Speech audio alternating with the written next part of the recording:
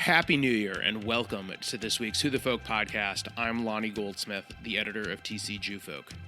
This week I talk with Jonah Salita, a part-time Minnesotan and full-time creative who, most recently, helped launch the Diall App. We talk about how he developed this mental health tool, his forays into fashion and photography, and his love of Portugal on this week's Who the Folk podcast. Jonah Salita, welcome to the Who the Folk podcast, the first of 2022. Thank you for joining me. Thank you so much for having me. I'm very appreciative and happy 2022 to all of you listening. So generally speaking with Who the Folk, people know that this is a podcast where we talk to, Minnesotans doing things usually in Minnesota. You are a Minnesotan and you're occasionally in Minnesota, but right now you are working from your alternate office sites. That's a good way to put it. Living site of Lisbon, Portugal. Very true. Yeah, I'm living in Lisbon, Portugal, which is fantastic. It's something that I think has been actually a big part of my Jewish journey because we discovered there's a really cool Sephardic heritage law in Portugal that really allows Jews, almost like Reformation, or I really think that this is just basically a law that allows Jews to reclaim heritage from when they were kicked out of Portugal and Spain in the 15th century about. And so I ended up, when I was growing up, really not knowing really my identity, I think, when it came to being Jewish, because we all believed that my family was from Russia. We believed that my whole family was Ashkenazi, but my last name is Salita. And so when you hear the name Salita, it sounds Spanish. It does not sound like an Ashkenazi surname or last name. And so I grew up for my whole life wondering, why is this the case? And then actually every summer when I would get a chance to tan or get warmer, my skin would get super dark, super tan. And it wasn't until much later in life that I actually was scrolling through old photo books with my grandma and looking at just pictures of different individuals in my family that I noticed that all of the grandparents, especially some of the women, looked Portuguese. And to spare some of the fun details, obviously I went really into this. This is a big part of who I am as a person. It's just being a big hobby enthusiast. And I poured into it, hired multiple lawyers, and basically was able to do all the fun genealogical research, which took around 2 years. And then we discovered after all this process that all of my family really did come from Portugal. And so then I applied and was granted citizenship. And that's what's brought me to be in Lisbon and working from here. All right, that's fascinating. So the genealogy stuff that had been something you had always been interested in, or was there something happen? Did something happen? Was there some conversation that really sparked this interest in you? Yeah, so actually at the time I was living in Hong Kong, and my parents for their 25th wedding anniversary went to Lisbon, Portugal. And my dad is a huge history buff, and so he was really interested in hearing how Lisbon was a place for spies and a really big destination for spies to go in and out following the war. And when he was there, he went on a Jewish tour that then one of the people was talking basically about this law. And he sent me a message when I was in Hong Kong and said, "Hey, this is so crazy. This exists." And actually during my bar mitzvah, my dad brought up this huge scroll. This is like painted, beautiful scroll of our last name when they thought it used to be Shalita instead of Salita. And during that time when he had spoken about it, it was really interesting because it was, again, maybe a thought to be a connection to Spain. However, once he brought this up, I said, well, at least this is worth pursuing. And my grandma, my dad's mother, who was actually not a Salita by birth, was the one who was kind of the guardian and was very interested in the genealogy. And so she was the one who had the genealogical interest in. And basically that left a huge impact in me of being the person who was going to bring it to action and help the rest of the family kind of figure out where we are, where we're from. Okay, so you're a Minnesotan living right now in Lisbon. You spent a lot of time in Hong Kong. You do have this sort of citizen of the world sort of vibe, but not in like the random Instagram influencer sort of way. Yeah. Yeah, you've got that taken care of. And I think it's really been nice because I love getting a chance to spend time in Minnesota. I definitely do feel at home there. I know when I chose to move to Lisbon and make that more of a permanent residence type situation, family and friends were sad and thinking that I was going to go off to war, or like go off for forever across the pond.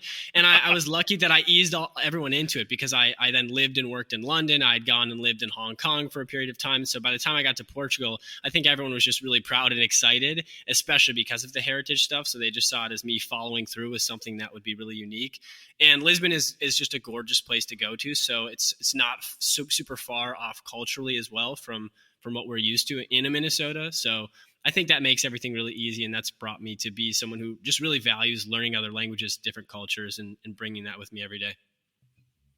That's really fascinating. So how long have you been in Portugal in the sort of this current stint? In this current stint, it's actually crazy timing because 3 days from today will be a full year.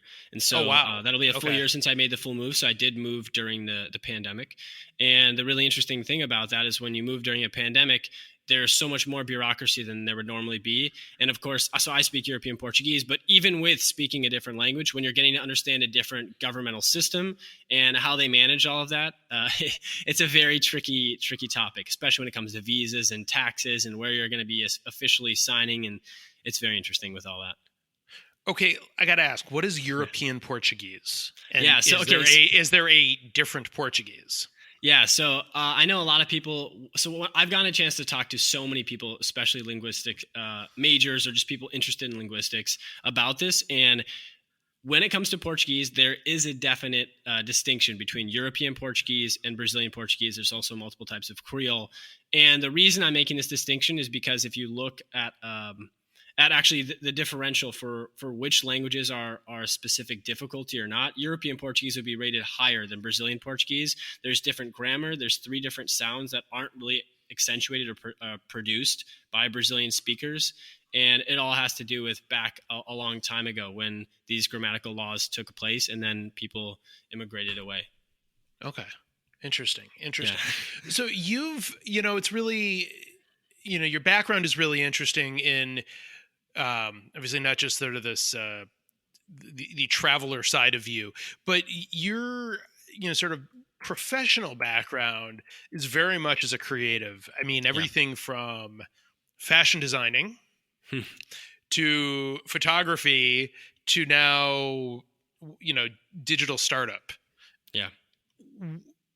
I guess, how does that all tie together for you in terms of I guess, where did your first interest lie?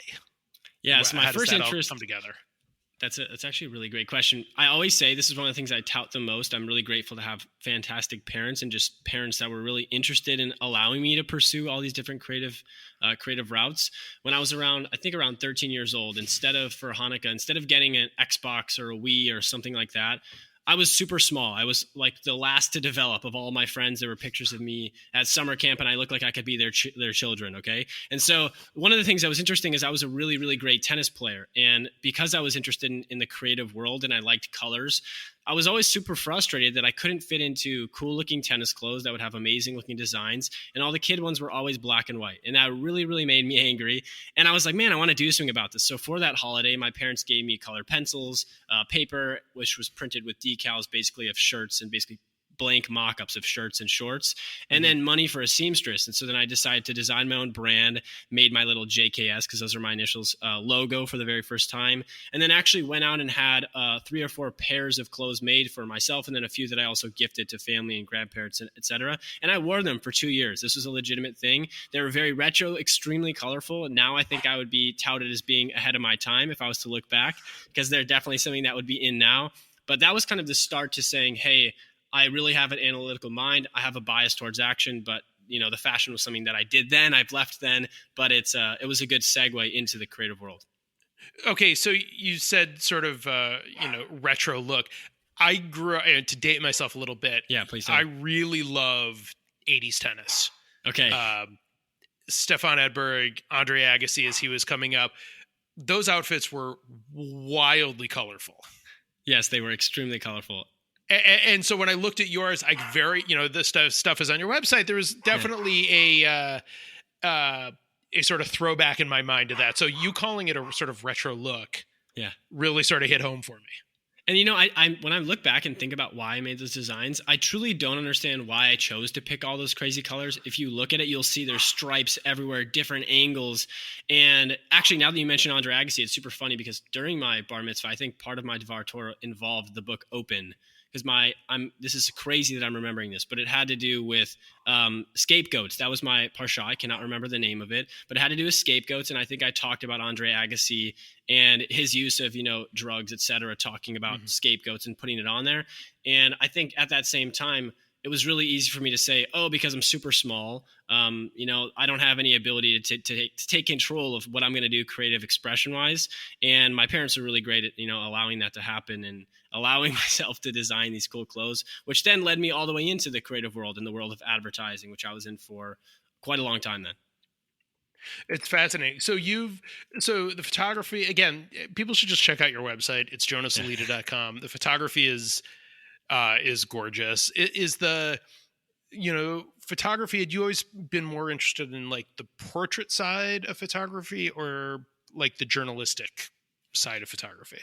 Yeah, I kind of fell into photography because I was really, really afraid to travel, I think, when I was really young.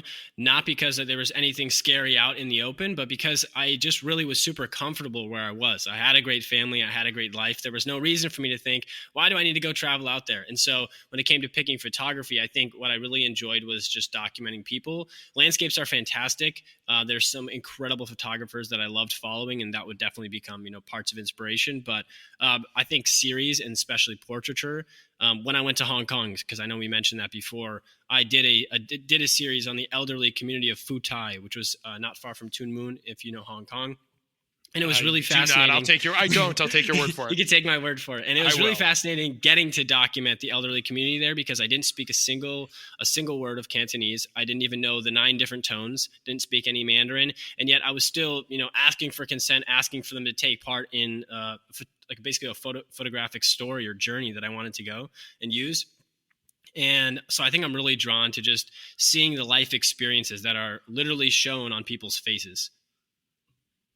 It's very cool, and the work is beautiful. So people should definitely go check that out. And and especially if people listen who like travel, there really is a sort of travel log vibe to a lot of this work.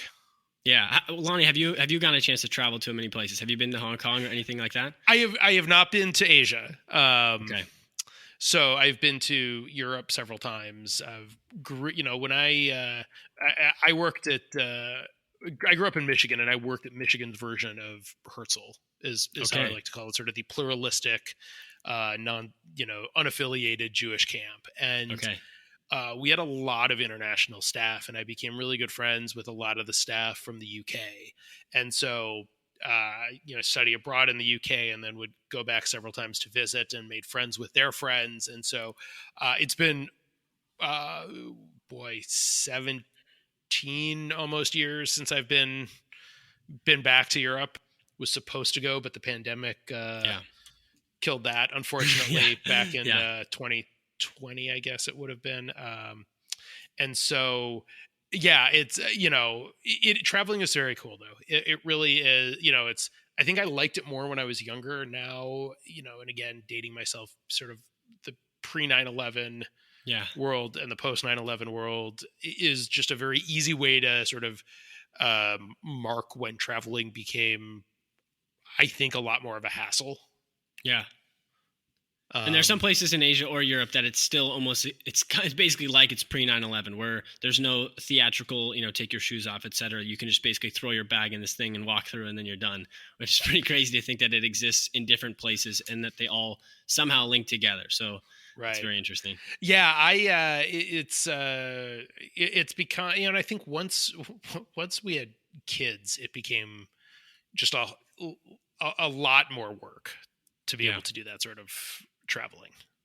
Oh my gosh. Yeah. I can only imagine. So my family, just visited very recently to Lisbon, Portugal for the first time, and getting everyone there and managing all their expectations, everyone's different skills that they're bringing to the table with coping, with hunger, all those things together, and different cultural differences is definitely difficult. So I can imagine it makes traveling harder, right? I'm traveling solo when I'm taking photos, and it was super easy to basically go where the wind blew me. Right. I mean, and that's like when you've got your entire family coming to see you, that's like an entirely different set of pressure. I mean, it's, there's some of their expectations and whatever issues they may have with everything that goes into traveling, but it's yours too, because you're welcoming your entire family to your world there. Yeah, you're very right. So I would think its own sort of stressor. One of the other things I wanted to talk to you about, which I think is really cool and super timely, as you sort of read all of these stories about mental health and mental wellness in everybody, but really particularly teens and school age kids going through the pandemic and what the last 2 years you've developed, is that the right word for Create, it? develop, build, I mean, everything. Design, you can say a million different adjectives and you get there, or verbs, I should say. Okay, so you've built, you're the co-founder of the Diall App. It's Diall. Tell me, I guess, what is the Diall App, and how did this become something that you became passionate about and wanted to create? Yeah, super cool. Okay, Diall is interesting. I know you spelled it out, so it makes it easy for everyone to see that it's not spelled the traditional way with one L. It has two L's because then the word all is included in it, and that's a really big part of the origin story of being inclusive for all. But really, Lonnie, this is super interesting. It's way too common for people to feel like they have basically no idea how to begin their mental health journey. It's unbelievably sad, but that's something that we all overlook, aside from thinking that, the mental health world is somewhat of an obstacle course that we all have to navigate through. Mental health care at the end of the day shouldn't be confusing, inaccessible, full of stigma, any of these things. And that's really why we created Diall. So it started back in 2020. Right after the events of George Floyd. I was actually living in London before. I got COVID before anyone knew what COVID was. There was no masks. There was no one rushing to grab toilet paper. And I was super sick. I was with a buddy, really confined in a small studio apartment. After recovering for like 10 days, I flew back home because I was supposed to go on a trip to visit family in Minnesota for 8 days. And that 8 days turned into 8 months. And while I was in the middle of the plane, the flight attendants put all this stuff in the middle and said, take whatever you want. We're going to go sit in the back. And they said the borders are closing. And so I had to basically be resilient and figure out, okay, what am I going to do? And at the time I was working as a creative director for a financial education platform called Learn to Trade. And so that made things difficult because all of a sudden I was going to have to start waking up at 2 a.m. every day to work. And so that ended up being a position that I didn't want to be in. And then right after that, boom, the pandemic starts. Then all the social political unrest happens and George Floyd's murder, et cetera. And one of my closest friends from college, Marcel, gives me a call and says, Jonah, I'm a gay Black man. I'm really afraid to go for my nightly runs. I don't really know where to turn for support. I've been really grateful to have, a community, to have a mom who's worked in healthcare, to have the resources. But I still feel like, I'm running through that obstacle course and I don't know where to start. And I also don't want to call 911. So man, am I lost. And at that point in time, because again, I think if I had to tout my own superpower, it would be, having a bias towards action and making something happen. I stopped him in the middle of that phone call and said, Marcel, I really appreciate that this is something that you're coming to me for because I'd love to be able to support you. And I also believe that this is not a problem that is, alone or single to you. I think that this is a bigger problem and a bigger problem to solve. That's the big point of it. I don't want to just post a black square on social media. I'd like to make a difference. So we started Diall to basically make mental health approachable. That very, very first step before you're even thinking about a mental health screening or therapy, just trying to figure out where does it even start? And then our whole audience is really schools or young youth groups or students. That's where we can make the biggest difference because that's where almost 50 to 75% of issues begin. And so that's how we start this and make a big difference. So you're working with people who are in the mental health space. So obviously that's not your background, and I don't want to speak for Marcel, but no, you're good. Okay. Yeah, so we have mental health providers on our, we have mental health social workers, we have licensed professionals that we work with on our team. Of course, I'm not a licensed professional. I would be, almost like the closest thing you could get to without getting the degree and spending that time now after all the time we've poured into this.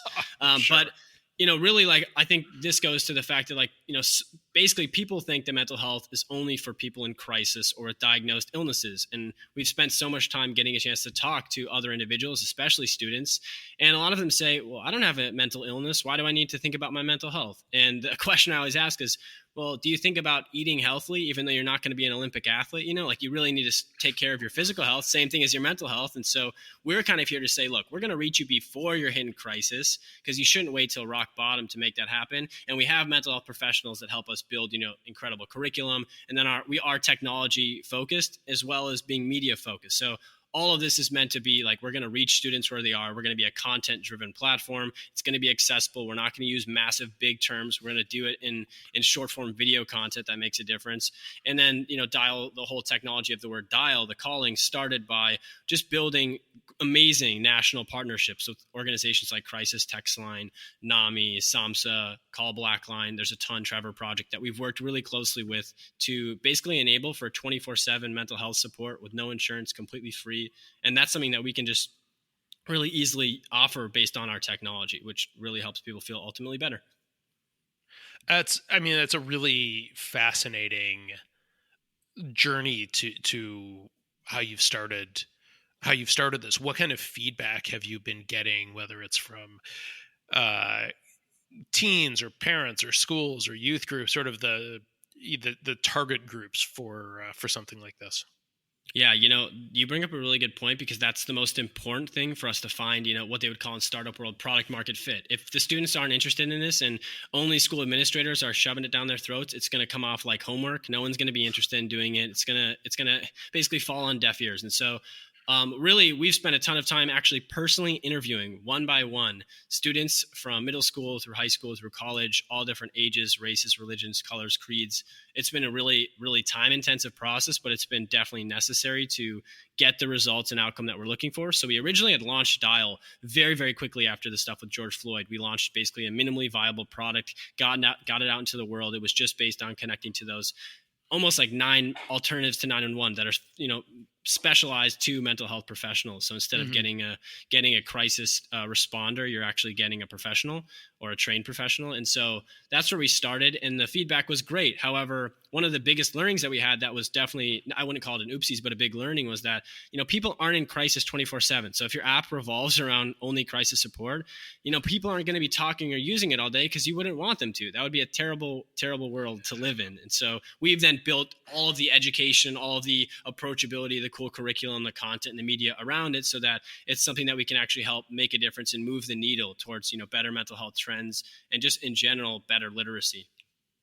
Yeah, if it's something that somebody needs all the time, I'm sure it looks like a phenomenal product. Yeah. They need more help than what your app can give them. Yeah.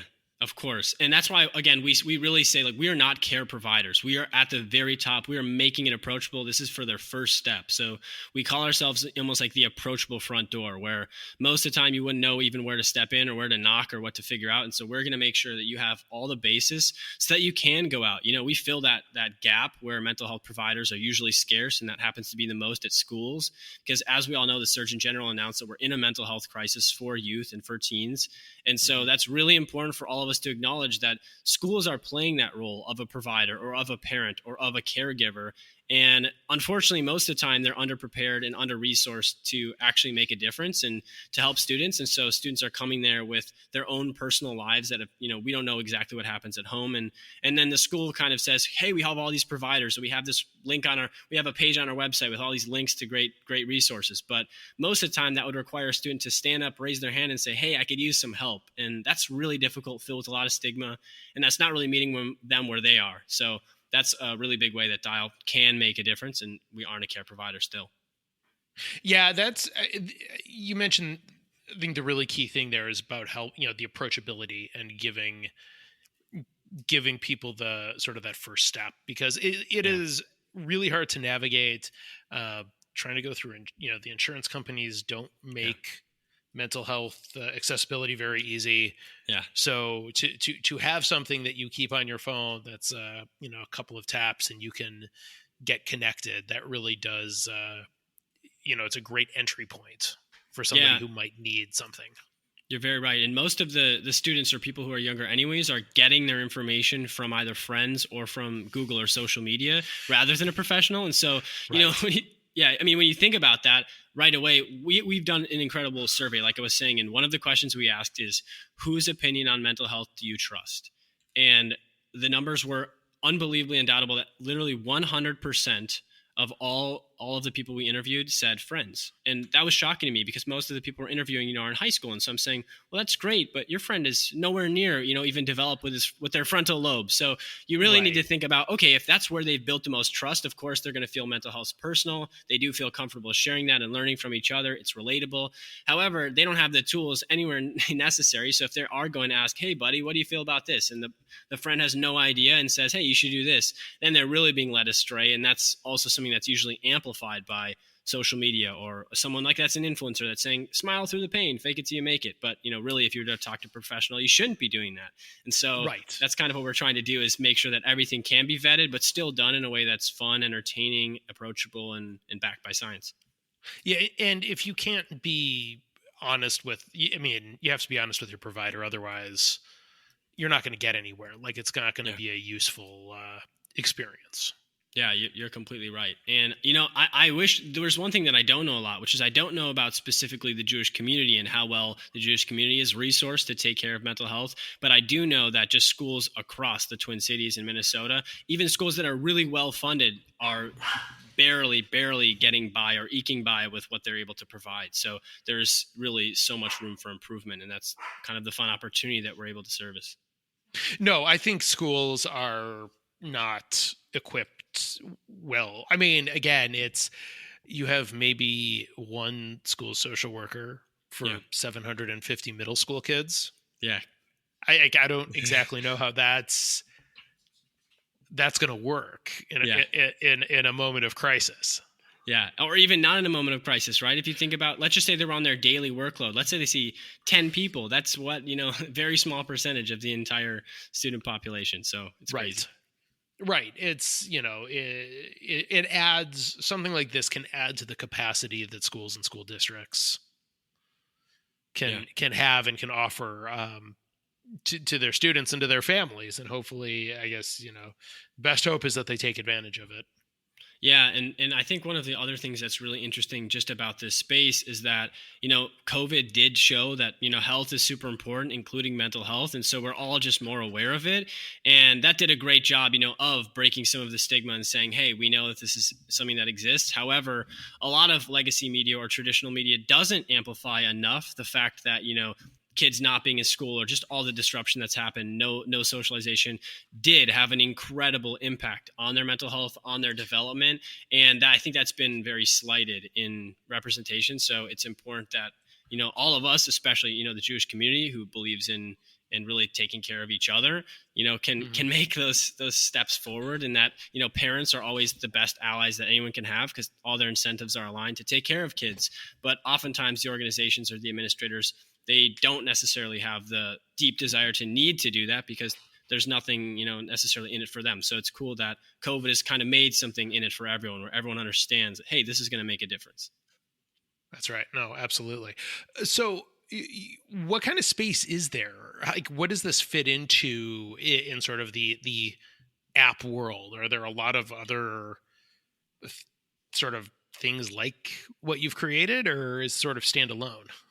Yeah, so I always say that as a type of technology, I wouldn't say that there's truly anything that's similar to Diall. Of course, everyone who would start a company would say that would be biased. I'm biased. It's hard to not admit that. However, one of the things we always say is that we really value teamwork and building teammates rather than competitors. And so there's incredible apps out there that do a lot of different things, and they all, when you bundle them together, do great stuff. So like Calm and Headspace and Insight Timer, those are all amazing meditation apps that involve with mindfulness, and the content that they produce is phenomenal. Headspace just merged with Ginger Health, which has, just some incredible data, amazing in the healthcare world. And then there's also, other apps that involve social emotional learning. There's, in-person speakers. There's such a vast majority of this. And there's also an amazing, there's companies like Join Real, which I know is, I think, New York based, and they do, therapy in person, but they make things very fun, and it's based on pathways, and Diall also is based on a pathway type learning where you're able to talk about, a specific topic that might be relatable. So it might be like dealing with FOMO or being on social media, and then you take a deep dive into it, and you end up coming away with skills that you can implement in your life right away. And you've done so in just basically engaging with cool content rather than sitting through a lecture or reading a 50-page journal article. That's awesome. Which, I mean, for, just looking at your website, things like you mentioned FOMO and dealing with body image and dealing with social media stuff.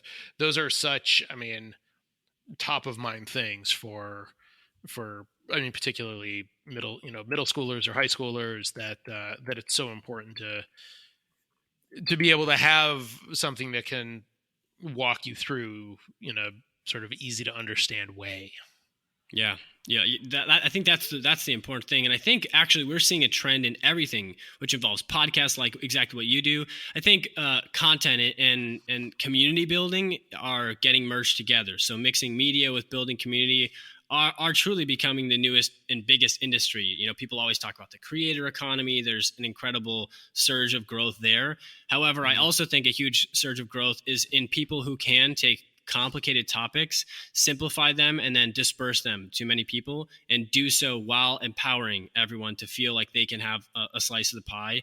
And I think that's the most effective way to grow a community and make a difference, whether that's in business, whether that's in a mission-driven company or mission, just like Diall does, or just really, truly anything that you care about. I think that we see that in the crypto and Web3 space as well, just showing how fast communities can build and organize really quickly. You know, and I've said for a while, I try to make the argument that good journalism is, you know, and good journalistic content is a community builder. Yeah, it serves to build, you know, you build community by informing the community. And so that is, that to me is a big piece of what we're trying to do. But, you know, it's good to see that, you know, trying to build community through other means is what you're trying to do with this app in a lot of ways. Yeah, and tying that back, I guess, into the Jewish experience too. Like I in my life, I can definitely say I have not felt like I've ever been the most religious individual. However, something I felt very strong about is the Jewish community and the values that have been passed down, not only with family, but friends, and all the ways that we've been able to build that community together. And, you know, like the theme of this podcast, you know, it's talking about individuals who have done that. So it's very, very cool to, you know, just get a chance to be a part of something like this just in general, because for all of the people out there, you know, who do go through all their own journeys, whether it's mental health or religion or any of these other topics, it's always great to understand that you're not alone. There are other people just like you, and that wherever you are at your journey doesn't mean you can't continue to learn or grow towards something else, which is really cool. That is very cool. Well, Jonah, we're going to let you go because it is late afternoon as we're talking to you, and I'm sure you still have like a whole chunk of your day to go. But before we do that, last two questions that we always end on. Yes. What is your favorite Jewish holiday? My favorite Jewish holiday, you know, I think when I was growing up, I would have said Hanukkah, just because my parents really did put in the effort to make Hanukkah special. And it was usually around really well-cooked meals. And so that was something that I instantly go to and think about.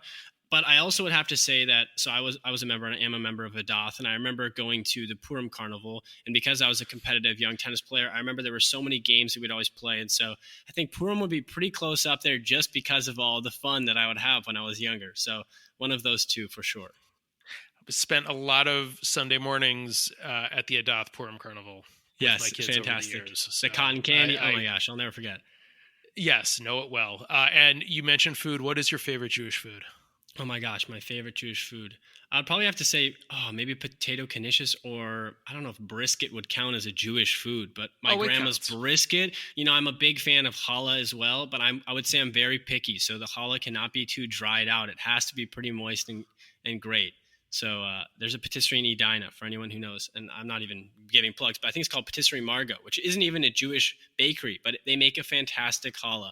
So that's something that I've always loved. And my mom, fun fact, when I was in college in New York, would occasionally ship me a frozen loaf so that I would get to enjoy that for my Friday nights, which was fun. That is very nice of her. Well, Jonah, thank you so much. We will have the links to your website and your incredible photography, and of course the Diall App. We'll have all of that in the show notes for people to check out. But thank you so much for joining us, and Happy New Year. Thank you so much, Lonnie. I truly appreciate it. And I'm just really, really appreciative. Happy New Year to you as well. The Who the Folk podcast is part of the Jew Folk Podcast Network, a product of Jew Folk Inc. Please subscribe, rate, and review the show wherever you get your podcasts. If you have suggestions for other podcast guests, please email them to me at editor@tcjewfolk.com. For our other shows, check out tcjewfolk.com/podcast.